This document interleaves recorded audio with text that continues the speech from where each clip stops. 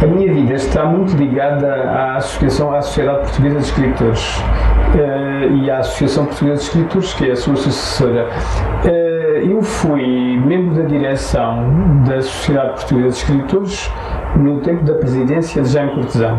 o que para mim foi um verdadeiro privilégio, porque estreitei assim uma relação de amizade profunda com uma das maiores figuras intelectuais e morais da vida portuguesa deste século. Jaime Cortesão era um grande historiador, um artista, um poeta, prosador, dramaturgo com uma rara sensibilidade, com um grande gosto literário, com um grande equilíbrio e que dava lições de amor à pátria, evidentemente, já que ele concebia a história como prática cívica, como lição de futuro, ao mesmo tempo que a concebia como investigação rigorosa, e porque em tudo ele se mostrava um homem extraordinariamente compreensivo e tolerante, sem ódio, a não ser aquele que muito naturalmente sentia contra a opressão fascista, mas fora disso era extremamente aberto e respeitava sempre o ser humano, até num adversário. A direção a que eu pertenci era constituída por José Cardoso Pires, Italvino Lopes de Almeida, Fernando Piteira Santos, e o vice-presidente era Joaquim Passo de Arcos.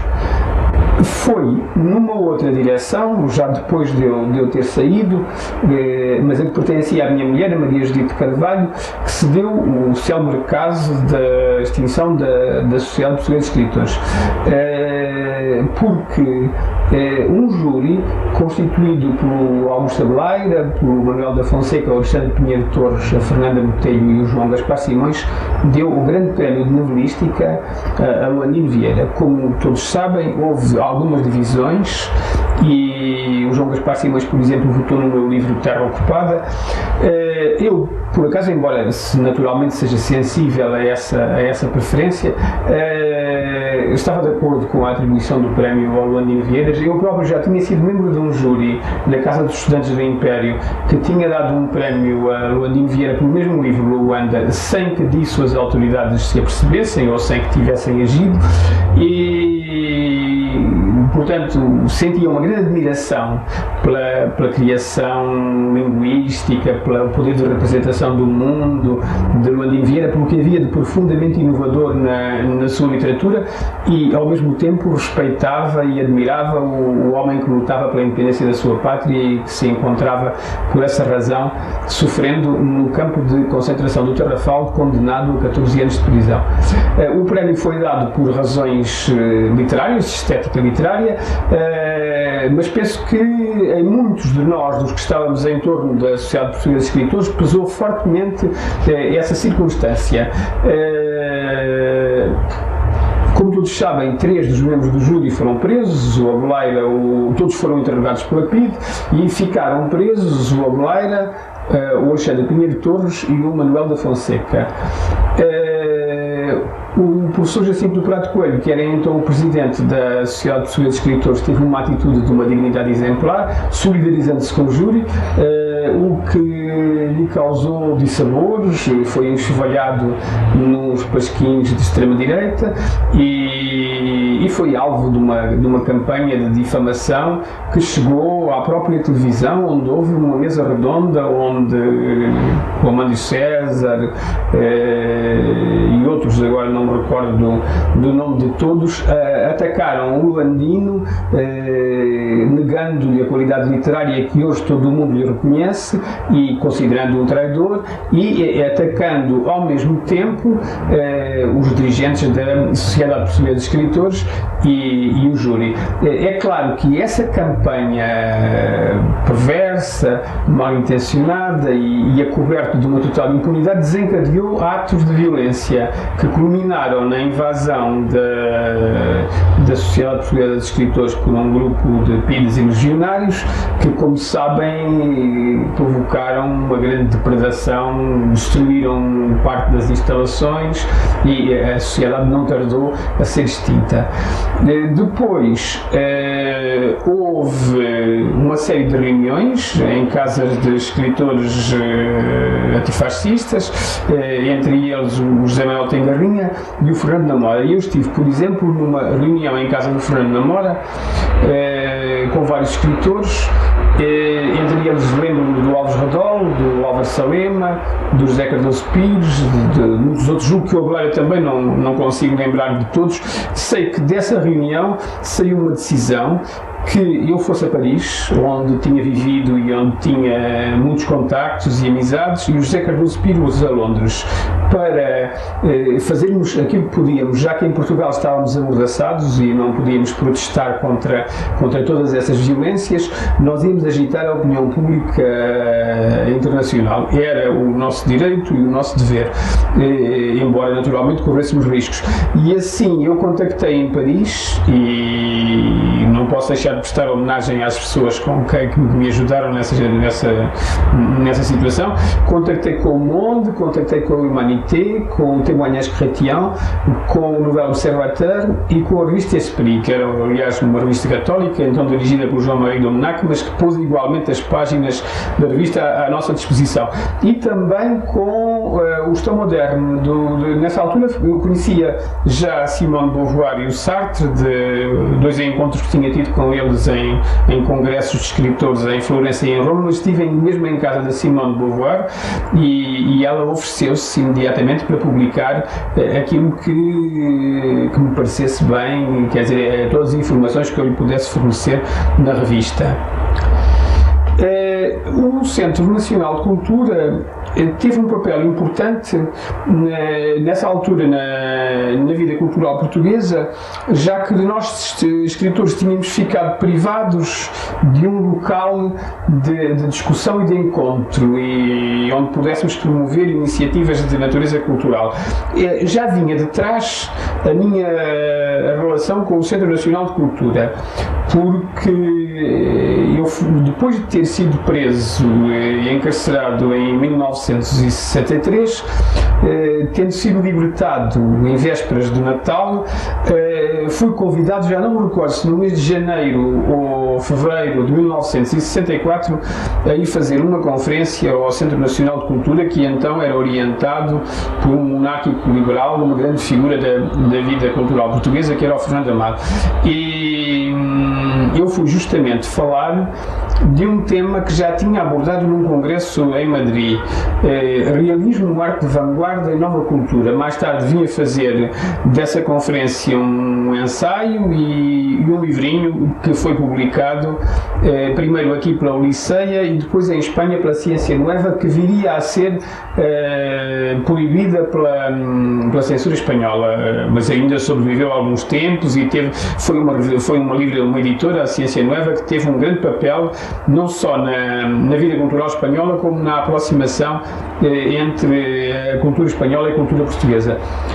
Nessa conferência, Realismo, Arte, Vanguarda e Nova Cultura, eu defendia, portanto, uma literatura com significação e com perspectiva do futuro, mas que, ao mesmo tempo, tomasse em consideração as conquistas da vanguarda e até certos pressupostos teóricos que o Nouveau Roman, não digo do Nouveau Roman, mas que o Nouveau Roman tinha, para os quais o Nouveau Roman tinha chamado a atenção e que levavam a uma profunda reflexão sobre a literatura. Bom, voltando à ação do Centro Nacional de Cultura, a orientação do centro mudou, quer dizer, portanto, de monárquica tornou-se democrática e tornou-se um centro, um foco de resistência, com a particularidade de estar situado na rua António Maria Cardoso, com muito má vizinhança e com riscos redobrados, dado o facto de ali uns quantos metros abaixo se encontrar a PIDE, que algumas vezes aparecia anonimamente nos nossos convívios, nas nossas conferências, nos debates do Centro Nacional de Cultura. Eu fui durante vários anos sócio do Centro Nacional de Cultura e voltei anos depois, já muitos anos depois, a participei em várias, mas nomeadamente numa sessão também com um significado histórico.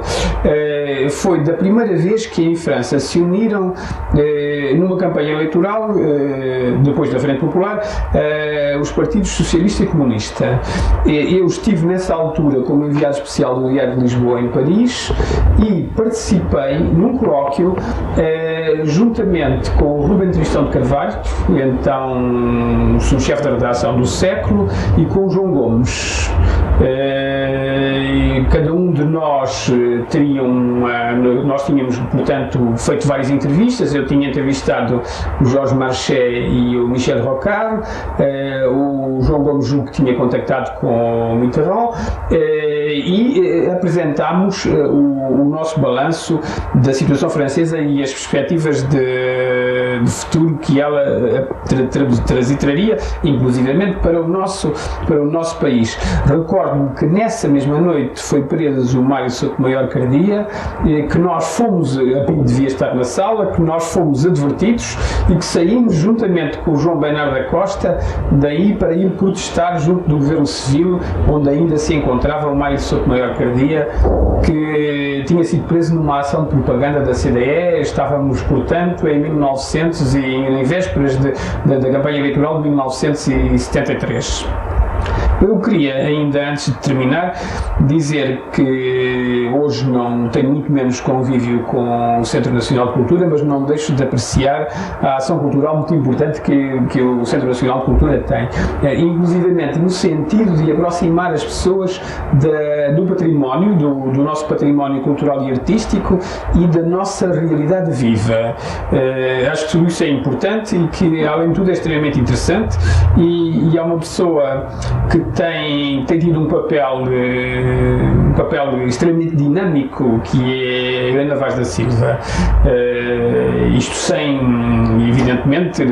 sem ignorar que muitas outras pessoas do centro têm colaborado e têm tido iniciativas cheias de imaginação e de valor cultural. Muito obrigado. Sou sócio há mais de 30 anos, mas que não tenho frequentado ultimamente,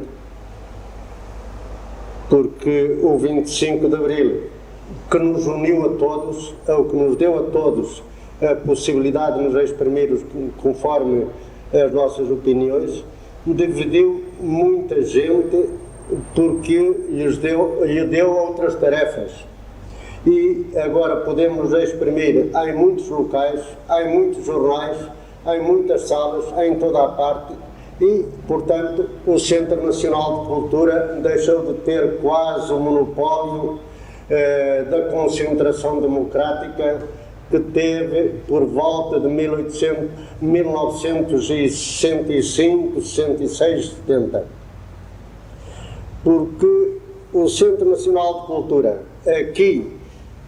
quase paredes meias com a PIDE, foi dos locais onde mais se trabalhou pela democracia, onde se organizaram listas de deputados de oposição, onde houve conferências, onde houve séries de conferências, colóquios livres, sempre muito vigiados, mas não sei se alguma vez com intervenção direta e ostensiva da PIDE. Lembro, em particular, uma série de colóquios depois de 1965, em que a sala se enchia, porque também nessa altura é uma diferença de hoje, as salas se enchiam, mal um democrata falavam, porque era a atração de todos aqueles que tinham sede da democracia. Houve uma série de colóquios, houve uma série de conferências com contestação, e era curioso que num regime totalitário, com imprensa totalitária e sem contestação, mal se anunciava uma conferência de um democrata, acorria toda a gente, e eram outros democratas que o contestavam, que davam as suas opiniões amigas, mas sempre divergentes.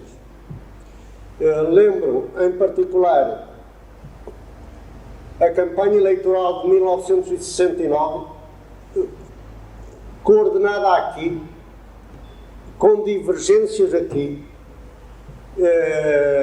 com contestação violenta aqui, o que deu depois as duas candidaturas da CEUD e da CDE pela primeira vez. Pela primeira vez os democratas se apresentaram divergentes, mas foi aqui, e no lugar em que eu me encontro, vejo o António Reis a presidir a uma reunião de todos os democratas e